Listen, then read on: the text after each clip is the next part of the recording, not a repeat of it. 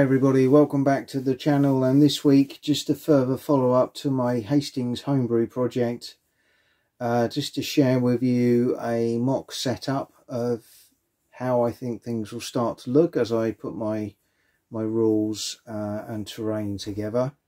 So I just wanted to share with you both sides sort of set up facing each other from the battle itself.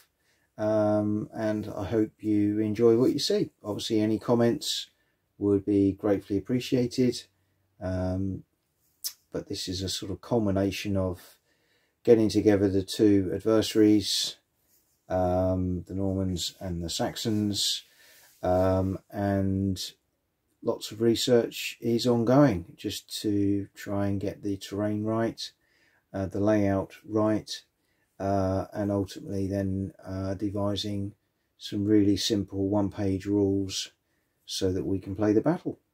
What I've done here is just set up very much a mock smaller scale setup to probably my final intentions, which will probably be on a slightly bigger table. I'm hoping to do this on a 4x3.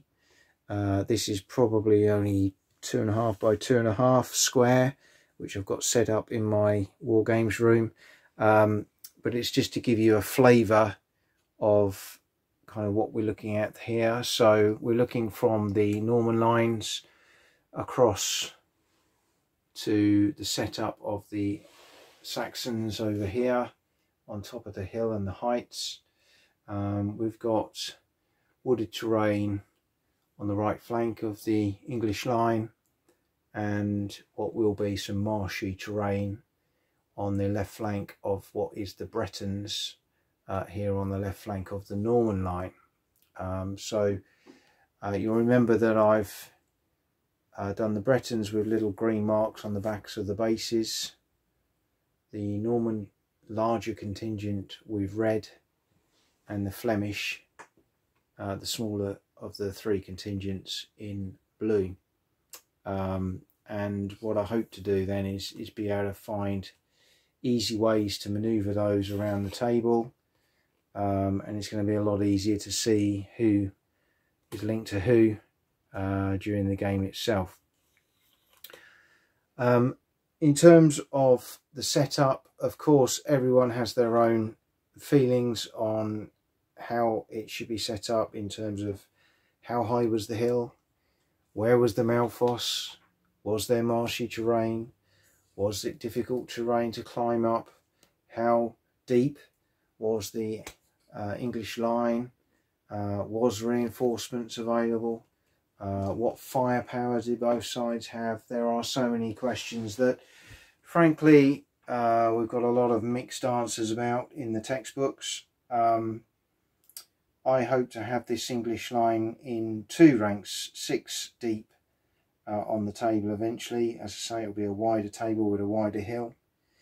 But here you can see we've got Gurth on the right flank, the younger of the brothers, the Efwin on the right flank, and Harold in the centre with his retainers there.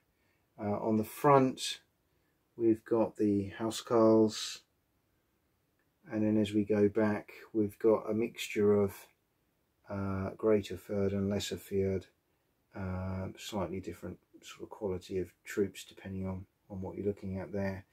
And again a representation of a camp, but of course we're not quite sure whether that was there and in what context it was there in the main battle itself. So that's how I've set things up so far. If we bring that down onto the table itself, the camera, you can hopefully get a really nice view from the Norman lines.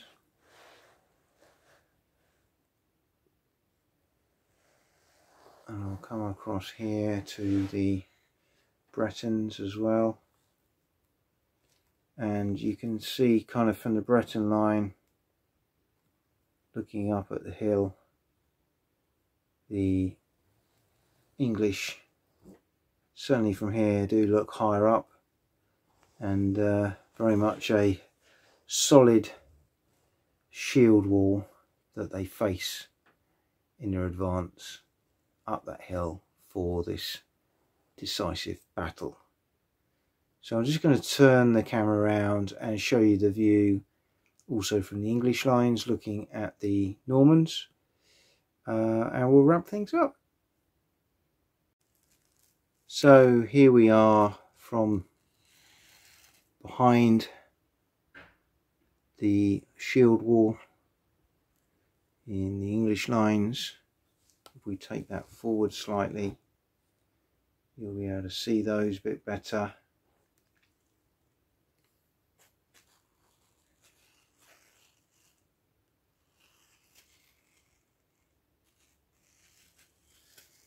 And again, if we look at that slightly from the point of view of their view, just got to adjust the camera slightly so you can see that.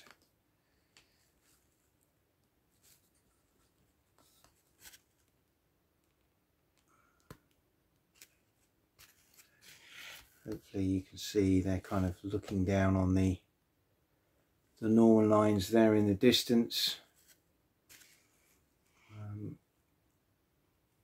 So we've got the Bretons over here, the Normans with William, and then the Flemish over here. And of course, once you're behind the hill, you can't see them at all.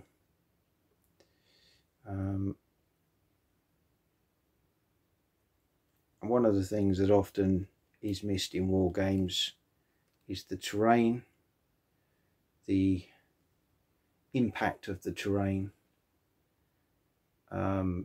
which in this battle did certainly play its part. You know, there's again lots of reading, lots of things about the feigned flight of the Bretons and was it planned. General consensus is maybe it was, but the broken terrain that they had to advance up through the marshy area at the bottom there, a lot of bracken and broken ground coming up the hill, very much fragmented their lines. And then when they got hit by the improvised missiles of the Saxon line, it disrupted them, sent them flying back. And of course, on the right here we had Gurth, who was the younger brother and perhaps the more rash, and he potentially ordered his troops to chase after them. And of course that indiscipline very much contributed to the final outcome, which was the demise of William himself. Did the feigned flight get used more than once? Again, it's open to debate. Was it used on the other flank to force more Saxons to chase down the hill? Would they have done that when they'd seen their comrades get massacred on the other side? I'm not sure. Were they able to see them get massacred on the other side because of the length of the line and the terrain? Again, we do not know. So we have to make our own interpretations of what we want the battle to look like. And these are all the things that I want to try and get into my rule set.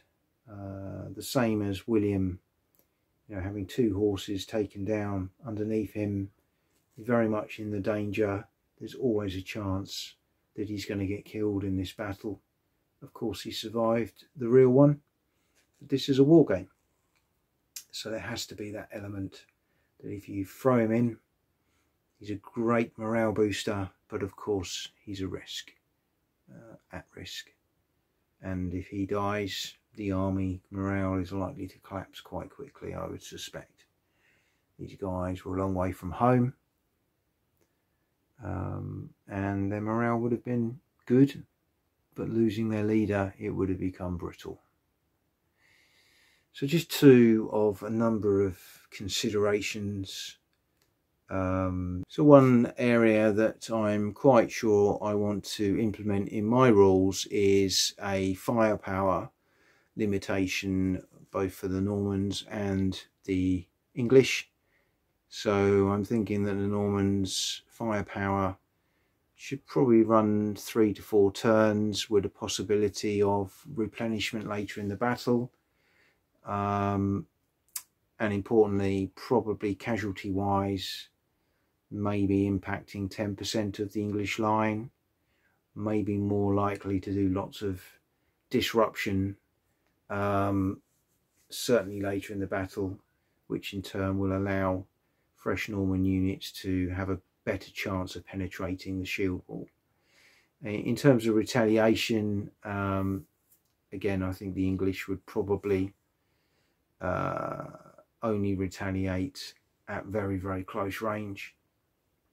Probably if troops get too close or are about to come into melee, they would unleash a volley similar to perhaps a pilum in Roman times, but not much more than that, and maybe once, twice at best in the battle itself.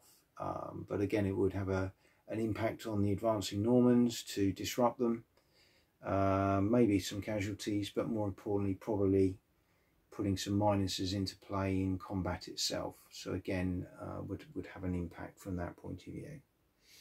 So just some thoughts, feelings, just setting them all up, having a look at them helps me to focus my mind on what I need to do. But I hope you've enjoyed this little share of my Hastings setup for now. This will develop as we go along. But as I say, appreciate you watching. Hope you've enjoyed it and hope to bring you more videos very, very soon.